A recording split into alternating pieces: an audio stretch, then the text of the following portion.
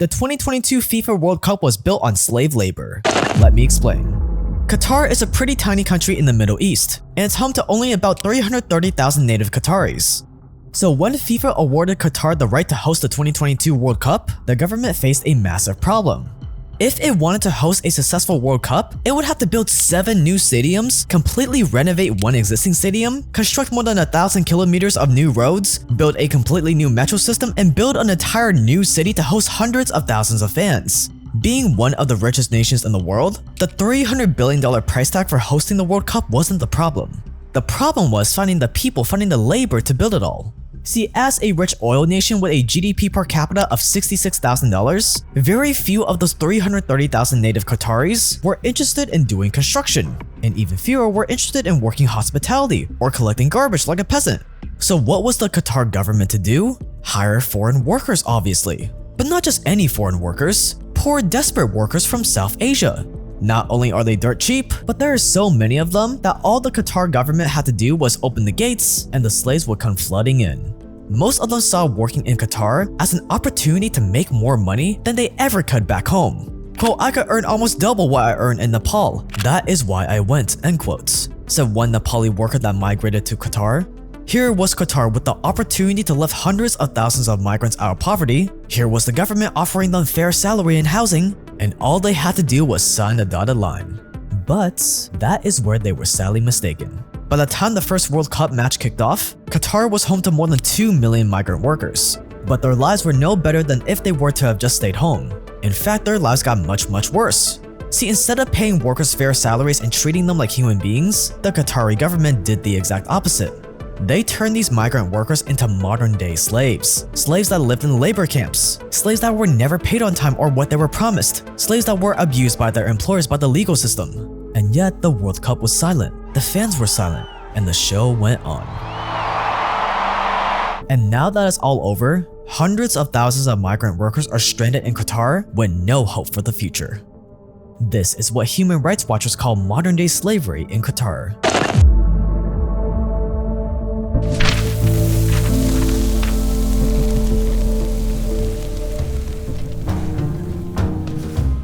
Centuries ago, Islamic countries created something called the kafala system. The kafala system was established as a way to protect foreign workers who didn't understand the country's laws or customs. See, under the kafala system, every single migrant worker that came to Qatar needed a sponsor. The sponsor could be a private company that needs cheap labor, for example. The sponsor would be responsible for applying for visas, making sure their employees didn't break any of the country's laws, etc. And on the surface, the kafala system made sense. Islamic countries have very strict rules that also apply to foreigners. Sponsors understood all these nuances, they knew the language, and could help guide foreign workers with their visa and legal status. But over the years, it morphed into something else completely. We covered the kafala system in depth and how other Gulf countries abuse it besides just Qatar in a lesson titled The Asian Slaves of Middle Eastern Oil. This is a lesson in our course Financial Slavery Masterclass, which I'll link to below. This course is basically these videos on steroids about how the world runs off of slavery and how you can benefit, link below. But in the case of Qatar, see, to get a Qatari sponsor, workers would have to join a recruitment agency and pay a recruitment fee, often in the thousands of dollars. These poor South Asian workers can't afford this, that's why they're trying to get a job. So what usually ends up happening is they end up shackling themselves in debt to get recruited. To work abroad, first you have to pay recruitment fees, which are illegal but routine in Nepal. It can cost workers $1,500 to get a job in Qatar. This can mean going deeper into debt before actually making any money. He borrowed money from a local lender that charged him 36% interest. He hoped to earn enough money to pay it back. Once they're recruited, they would be matched with a business in Qatar that needed their labor. And that is where things got messy. Once a migrant worker arrived in Qatar, 9 times out of 10, their sponsor would confiscate their passport. Why? For safekeeping, they said. But in reality, as a sponsor, confiscating their passports is a great way to make sure they can never leave. Think about it. They don't know the language, they don't have any friends there, they can't go to a lawyer and sue. So if you take away their passport, their ticket to freedom, they're gonna be stuck there working for you for life. And from there, things just got uglier. If they wanted their passport back, they would have to do whatever you forced them to. Basically, the workers became the property of the sponsor. Don't do what I say, I'll get you deported back to your country and won't pay you a cent. Complaining about your hours or not getting paid? Deported. But earlier this year, the company Kumar worked for abruptly stopped paying thousands of workers. He and his fellow workers staged a rare protest, blocking the road.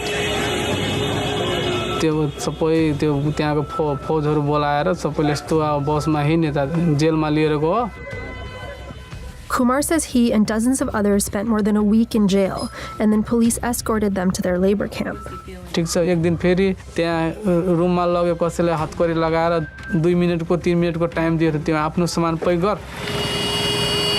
government paid some back wages and sent them to their home countries. A Qatari official told us that the workers left voluntarily, but Kumar says they didn't have a choice. But we don't know what to do. We don't have residence permits, we are here illegally, our employer can run away at any time, he is not a Qatari national, we are heading into 7 months without salary. Me personally, I am okay, but what about my kids? Now my eldest son is at home, he cannot go to school, end quotes, said one worker. And then there were the living conditions. The living conditions these slaves, I mean migrant workers, had to live in were brutal. This is one of the camps from afar. This is what the entrance looks like. This is one of the bathrooms. And this is one of the hallways you would live in filled with trash and rubble. Some housing districts house over 800,000 of them. They were overcrowded, had poor ventilation, poor health. Quote, there are not 4 people per room, but sometimes 8 on bunk beds. Showers and kitchens are in a state of despair. Let alone ventilation noise, it is a nightmare. In the summertime, that's even worse. 50 degrees and fires are not uncommon in these camps that are not at all up to safety standards. One Kenyan worker says, end quotes, in Qatar, alcohol is strictly regulated. So these migrant workers end up having to buy illegal homemade liquor as an escape. Quote, a lot of workers here get hooked on alcohol and never fully recover. In the summer, workers often die of heat stroke after falling asleep outside drunk after an evening at the field. One guard tells The Independent, end quotes. And when foreign journalists try to expose all this stuff, sometimes they get imprisoned. Quote, we were on a quiet stretch of road in the capital Doha on our way to film a group of workers from Nepal. Suddenly, 8 white cars surrounded our vehicle and directed us to a side road at speed. A dozen security officers frisked us in the street, shouting at us when we tried to talk. They took away our equipment and hard drives and drove us to their headquarters. At 0100, we were taken to a local prison, end quotes.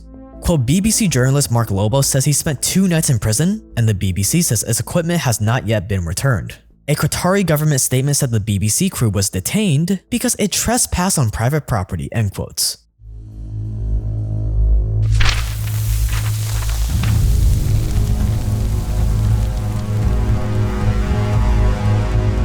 The kafala system allowed Qatar's construction and hospitality businesses to solve the labor problem in the most efficient way possible. And even after Qatar abolished the system in 2020, after most of the work was done anyways, the migrant workers were still being treated the exact same way. A migrant worker couldn't make a single move in Qatar without their sponsor's permission.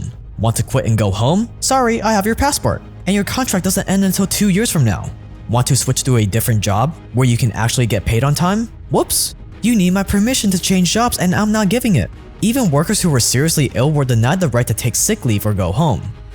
Yo x-ray गरेको यो छातीको जति नै mask cover गरे पनि भित्र धुलो छिर्थ्यो त्यतिकै रुममा पनि बस्दा पनि म कस्तो ढल्छु क्या मर्छु क्या जस्तो हुन्थ्यो के त्यही भएर Ganga Bahadur said he requested medical leave 7 times before he was allowed to return home because the staffing agency who hired him illegally held his passport. Most of these workers ended up earning much less than they were promised. Others weren't paid at all. And in some cases, some workers were forced to stay in their labor camp for weeks without any food, until the police came and told them their employers had been arrested. More than 6,500 migrant workers died in the 12 years it took Qatar to prepare for the World Cup. Airport officials say 3 to 4 bodies arrive here on average each day, mostly from the Gulf and Malaysia. Sure, some of them probably died of natural causes, but the majority were young, fit men who had all passed health tests before coming to work. They were men in the prime of their life, but according to the Qatari government, they just dropped dead. And for those who were lucky enough to survive the heat, malnourishment, and dangerous working conditions, to see the World Cup come to a close, things aren't much better than they were before.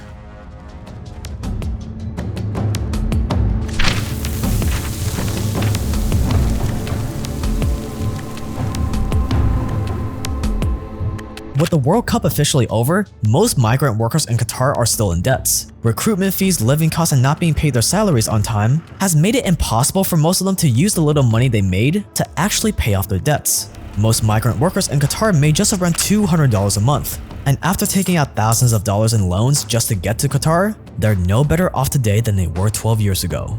Now, with no more big construction jobs available, these migrant workers have just 3 options. 1. Stay in Qatar and hope they find another low-paying job to replace the one they just lost after the World Cup ended, and face the risk of being deported for no reason as you go about your day. किन गल्ती गरेको छैन दुःख लाग्छ बे यस्तो भयो भने त्यहाँ नआयो भने फर्केर नआयो भने त्यहाँ बस्यो भने त तिर्न पाउँछ 2. They can willingly go home if their employers allow them. Or 3. They can take on more debt to find more work in some other Gulf country. Those who left Qatar told us they're trying to go abroad again. And the workers who are still there say they need to stay. But the truth is clear. Qatar needed cheap labor to build itself up for the World Cup, and now that it's over, the government is purging the country of all these peasants that made it possible. Imagine telling your family about all the riches you're gonna make in the Gulf, leaving them behind for 12 years, only to find yourself in debt, your passport confiscated, working every day, getting sick, exhausted, fearing for your life, only to find yourself in the same position you were in before, except now over a decade has passed. You're forever in debt, your kids have grown up, and they never got to spend any time with you.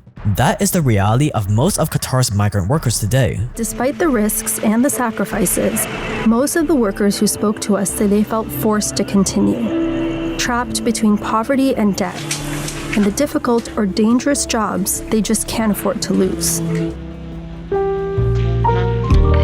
Qatar spent an insane $220 billion on the World Cup. That's at least $40 billion more than Qatar's entire GDP in 2021. $220 billion to make the World Cup a success, and that was with slave labor.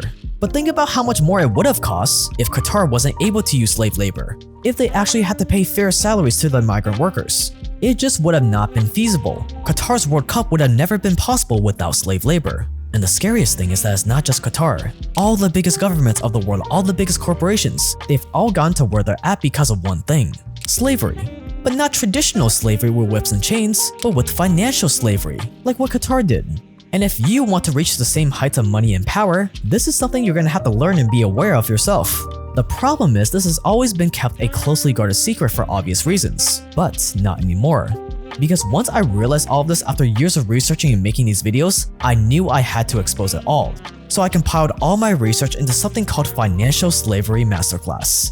More than 20 plus lessons all narrated by me in the same documentary style format you've come to love. And this masterclass is all centered around this fundamental secret of modern day slavery and how you can use it to gain more wealth and power for yourself. I've spent the last 6 months crafting this masterclass, and dare I say it, it is a masterpiece. Just scroll down, click the link below, and watch the first lesson for free right now. Plus, by buying this, you'll also have the chance to earn around $100 for every person you refer to the masterclass. And just like Andrew Tate's affiliate program, we give you step-by-step instructions on how to turn clips of our videos into viral TikToks and YouTube Shorts so you can get more sales. Tate paid his affiliates $25 per sign-up, and some of them were making over $11,000 a week. But we're gonna pay you 4 times that amount at around $100 for every sale you get. So scroll down, click the link below, and buy now.